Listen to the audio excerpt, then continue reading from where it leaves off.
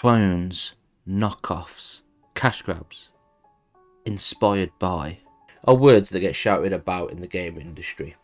When something original and is successful, you know that everyone and their hamsters are going to try to create their own versions.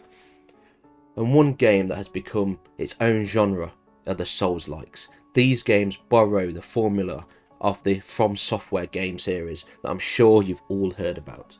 The issue with this is sometimes you have to rummage through the mud and find a diamond in what has become a very oversaturated genre, and finding those gems getting harder and harder. The reason I'm talking about this is that I played a little AA game called Thymesia. Released in August of 2022, it does not hide its influences. I finally got around to playing this gothic action RPG.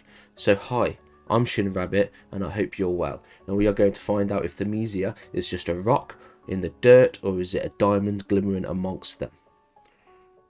Before I start, I just want to say a massive thank you for the support. I started this channel at the end of 2022 and I can't wait for our adventure in 2023. If you haven't already, please subscribe and leave a comment, because that really helps a small channel like this. So thank you again, Shin Nation.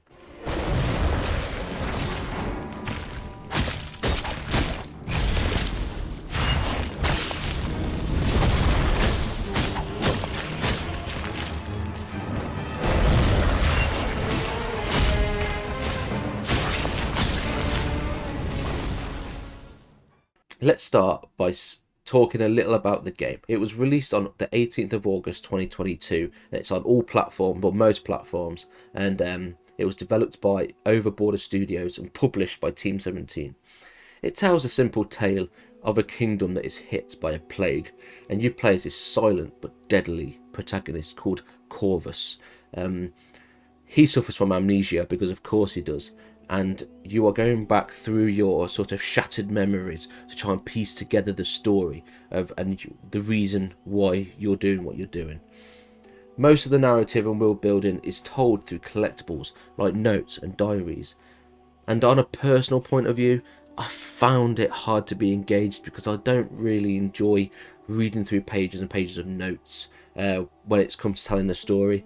I prefer notes when it sort of tells side stories, like how Resident Evil would do it or something. If you wanted a deep and complicated story, you might be slightly disappointed. There are multiple endings that you can unlock by defeating certain bosses or finding certain items and having them by the end of the game. The base game only takes around 10 hours, and if you wanted to complete the side content and see all the endings, you're looking around 20 hours. I must say the overarching main story did fail to captivate me, but I did enjoy reading little bits and bobs about the bosses and the small side stories. The game does feel quite pocket size. Like I said, it is only 10 hours to finish the main story. You only have a couple of areas to explore, but where it lacks in the quantity, how does it do with the quality? We'll get into that shortly. But I did just want to start with the story because, as I discussed, it's my least favourite part of the game. However, I have so much I want to talk about regarding the game, because where the game shines is with the gameplay and some of the unique and excellent mechanics that were weaved in to create this unique experience that I won't be forgetting anytime soon. First off, the game, essentially you explore relatively linear environments that it does offer a little bit of opportunities to wander off the beaten paths. The maps are winded and they come together, which create shortcuts, and it's mostly interesting design. I mean, if you know your Dark Souls, you have your checkpoints. When you die, you respawn. Enemies respawn when you rest at them, and you have what the equivalent is to souls, that when you die you have to retrieve them from your corpse. It always all sounded familiar. You use your souls to upgrade your character, and vice versa. However, the game does do some things to separate itself from others in the genre. It has some unique gameplay tweaks. You see, the enemies are infected by the plague, and you have two kind of health bars. So you have to use your saber to inflict the base damage, which is their white health bar, their standard health bar, and then that will disappear and go down. However, once you remove that, it is replaced by a green health bar. And the only way to get rid of this is you use your claws, which is just another button. It's very quick to get to access. So essentially, to make it really simple for you, because it confused me at first, was you use your saber to deal white damage, and then you use your claws to deal the green damage. And once both health is down, you kill the enemy. And what is also interesting is if you don't get rid of the green health quick enough, the white damage will slowly start to regenerate up to that point. Very interesting, really unique way of tackling combat. Now, I haven't seen this done before, and this forces you to change up your style on the fly mid-combat, and when you pull it off, it's satisfying. However, you do have to be careful, because being greedy and trying to use your claws straight away can punish you, and it leaves you to have unnecessary damage because the claws are quite slow. And the enemy's poise sometimes can be a little bit hit and miss. Like sometimes you hit an enemy and you'll break their poise, but then sometimes they'll just swing right through your attack, which most games like this do that, so it's not really a complaint, but you just have to be careful. And another big unique feature, which I absolutely love, and I want to see this done more, is what they call plague weapons. Now, these are like special abilities, we'll say, that you can use, and how you get these is you have to steal them from the enemy. So you hold down your claw attack, and if you land the hit, you don't do much damage, but you take their weapon. They can still use it, but like you take their ability. So let's say you're having a fight with this guy and he's got a massive hammer, and you take that. You can then use that for one time. It's like a one-time use thing, and you slam the hammer down. It does massive damage. Really great attack.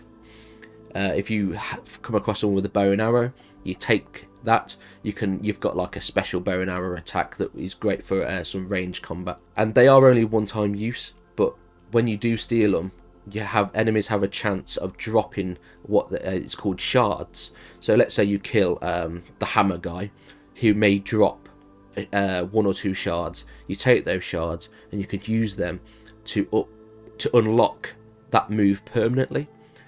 So, and each enemy, including bosses, have a unique plague weapon, and the more that you hunt them down and kill those characters or enemies, they will drop more shards. This allows you to eventually be able to use it for yourself permanently, and then you can also upgrade it. So it kind of influences you more to go and fight the stronger foes, because they have the better weapons. There are about 20-ish unique plague weapons as well, and some can deal great damage, some are used for range, and some offer more buffs and are used for more support style. And you can upgrade these as well. You can upgrade through your character, so you can have more than one at a time. So I would go into a battle with, let's say, a massive hammer that would do massive damage, and then I would also have a small dagger that I cut myself with, which allowed me to do extra damage for like 30 seconds. So I would have one that would do damage, I would have one that increases my damage, buffs me, and then also you still have your slot for being able to steal weapons. So essentially you can go into a fight with like 3 unique ability and weapons, and it's really good. I put a lot of my focus on upgrading onto my energy. So when you use these special moves, it takes energy away, which is actually like mana. There's no stamina bar on this, it's your mana. And I upgraded, so when I do an attack, my mana goes up. If I block, my mana goes up. If I dodge and things like that. So I was able to use my abilities a lot, so I really relied on them on the difficult battles. But because there's so many of them, you can mix and match, and if you find something that's really good and you really like it, you have to go and hunt that enemy down again and try and kill them to be able to upgrade. The other thing I will say is there's not that much creativity when it comes to customizing your character and the way you play. You see, when you upgrade, you can only upgrade either health, attack, or energy. it doesn't allow you like Dark Souls. You can upgrade dex and fatality. You know what I mean? It's not like that. You only have these 3 things you can upgrade. So having these plague weapons is the one way that you can change up your style of play. And the only other thing is with the skill tree. It's not the most complex skill tree in the world, but it does allow you more creativity to make your own style of play. Like I said to you earlier, I put a lot of my focus into being able to regenerate my energy back, and was able to use my plague weapons a lot more. But you know, you can upgrade your dodging, your parrying, all of that stuff through the skill tree. And what I also really enjoyed about the skill tree is you can just take things off and add it onto another thing. So this allows you to really experiment and try out different things. The one thing that I enjoyed about what the game did as well, which was quite different, was normally in games like this, you search every nook and cranny to be able to find better equipment, to be able to upgrade your character, and then you kill enemies to get souls to make yourself better. Whereas on this game, there's not really any items you can collect. So when you go off the beaten path and find secrets, majority of it you find more notes and diaries and things, so lore. So the only way to sort of get equipment and upgrade and be able to upgrade your character is through the combat. So I enjoy that. So essentially the exploration is more for the lore, the combat is how you upgrade and get better, which I enjoy how they tackled that. The only thing that you can kind of find around the world that helps you is you can find these things called herbs, and what these are basically you add them to your health, and health works pretty much the same as Estus flasks from the Dark Souls games. Again, you know, you have so many of them. Let's say you have 5 of them, you can upgrade to have more. You use them, but then when you run out unless you rest at a bonfire or die, and then they come back. But what is interesting about these herbs is you can mix them with your Estus flasks. Well, I call them Estus flasks, they're not called that. Your health vials, and they can give you buffs once you heal. So not only will they heal you, if you add certain herbs in, you can have it so it makes you stronger for like 30 seconds, or your defense is increased for like a minute, for an example. You know, like nothing crazy, but it was quite interesting and quite fun to mix and match different herbs, you know. So what the one thing that I did really enjoy about the game is, despite the lack of customization when it comes to your character build, with a lot of these things that I've just mentioned, plague weapons, skill tree, your herbs, it does allow you to actually be quite creative with your character, and it allows you to try out different things, and you can take things away, you can take herbs out, you can change this, change that, and it does allow you to experiment, explore, and try and find your perfect build, essentially. The gameplay is very, very smooth, and it's very fast paced. Like I said earlier, you have no stamina bar, so this allows you and the enemy to really go at each other. If I was to compare the combat, I would say it's more like Bloodborne and your Sekiros.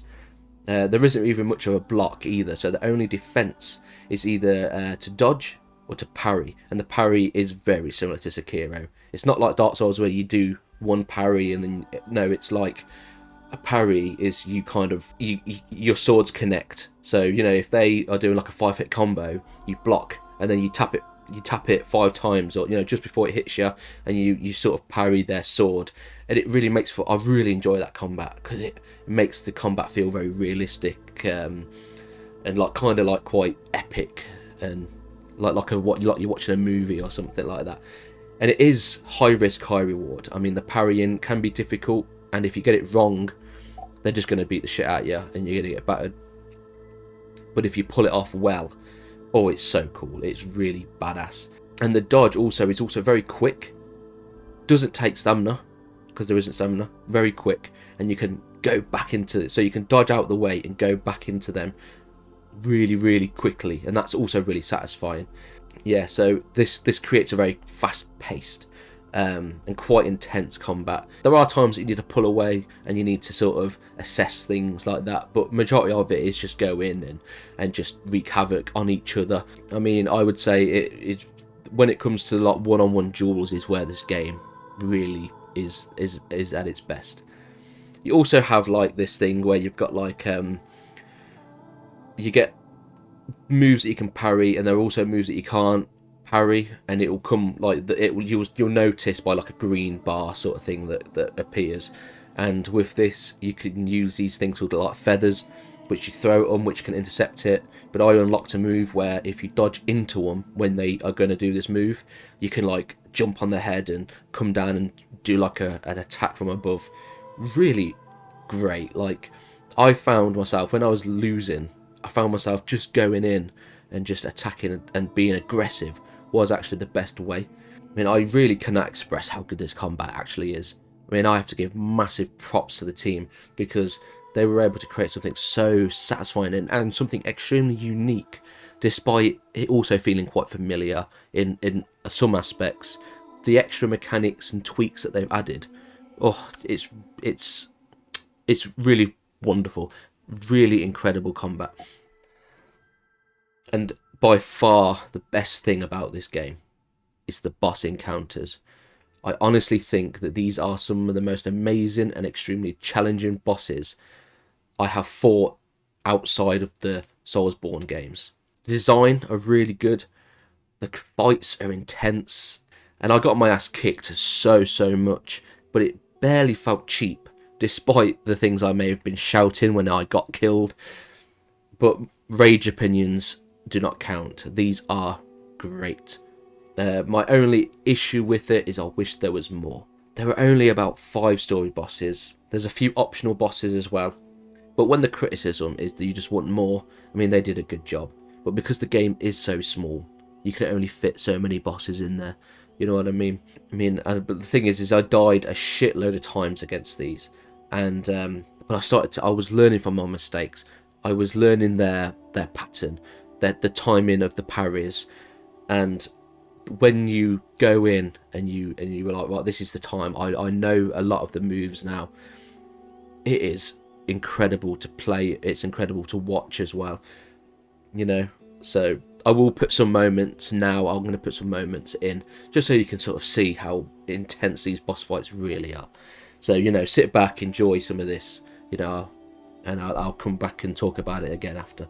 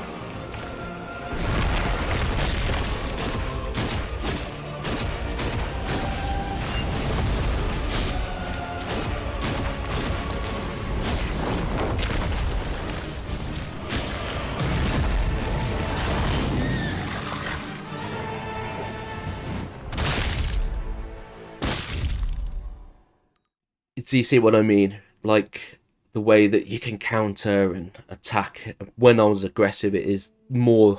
It pays off more. I was trying to think of what my favourite boss was, and they all had great moments, and I loved them so much. And I couldn't really pick. I mean, I really enjoyed the Bat boss, the big giant creature. I really enjoyed that one. It was so like you were just under them because you don't have stamina. It's just attack, attack, attack, attack, and then they go in for like a small attack, and you try and dodge out the way. But then I really liked the giant knights with the big sword as well, because that was all about parrying. Because they're slow attacks, they do a lot of damage, but he's got long range, so you kind of want to stay close and just parry at the correct time. Like each boss had their own sort of tactics. I mean, I haven't shown some of the late, like the last boss. There's a few other that I have not shown for spoiler reasons, just in case like you don't want to see. But the bosses that you saw, I really enjoyed. I do think the best boss maybe was the last one, but I don't want to speak too much about that because it's very interesting the way they do it. The scenery is incredible for it as well. Yeah, really good, really good. I won't talk about that one too much though. That's the combat. That's the bosses. I don't have much wrong to say. I mean, there's one or two moments where it can be a bit janky, but it's a small game, independent. I'm not gonna spend too long on that. Like majority of the time, it works very well. There's just one or two moments where it didn't work it didn't do what I wanted it to do, but it was far between. The one issue that I did have about the game, which I did touch up a little bit on earlier, is there are actually only 5 levels in the game and 4 areas you can actually explore. You once completing a level, you do unlock side missions, and there's a few extra bosses in those side missions, which is really good. But most of it, you're sort of going back through the levels and finding. You got to find like 4 diaries, and then you finish the side mission. It's the same environments. Other than learning extra lore and upgrading your character and your plague weapons, other than that, there's not much reason to really do them. Like, they weren't too interesting. Like I said, this game did feel pocket size. It's a pocket size Souls-like, but it is fantastic with its quality. It's just where the quantity is a bit disappointing. But it is a small game by a small developer, and the only thing that I want to see these expand on this. You know, I'd like to see another one come out and maybe a little bit have a bit more of a budget on there, get it bigger, broader. I would be so interested in seeing that, and I really hope that there's plans for that, because it had some incredible ideas and it tackled most of it with great success, and it has some of the best bosses I've fought in a game in quite some time. I would say when it comes to, I would say like it may be like the tiers of Souls likes is I would kind of put it like up there with like Neo. Obviously Neo has a lot more. There's a lot more in it. Neo takes quite a long time to finish. There's a load of bosses, loads of stuff. But where the quality is, I would put it next to that. I think they're both. I think it's up there with it. I mean, I wouldn't say it's like up there with Hollow Knight or Blasphemous or anything like that. But it is a diamond in the rough. It really is, and I would really recommend you guys going and seeking it out and playing it. It's not too expensive. I mean, to buy it like full price on the store, it's £25. You know, and it's on sale a lot. I bought it on sale. It was like 18 quid, something like that, 19 quid. So I can't complain at that too much, you know. And I had 15 hours of really good fun. Really good fun. You know, I'm trying to think of things I haven't spoke about with it. I would say the art style is very nice.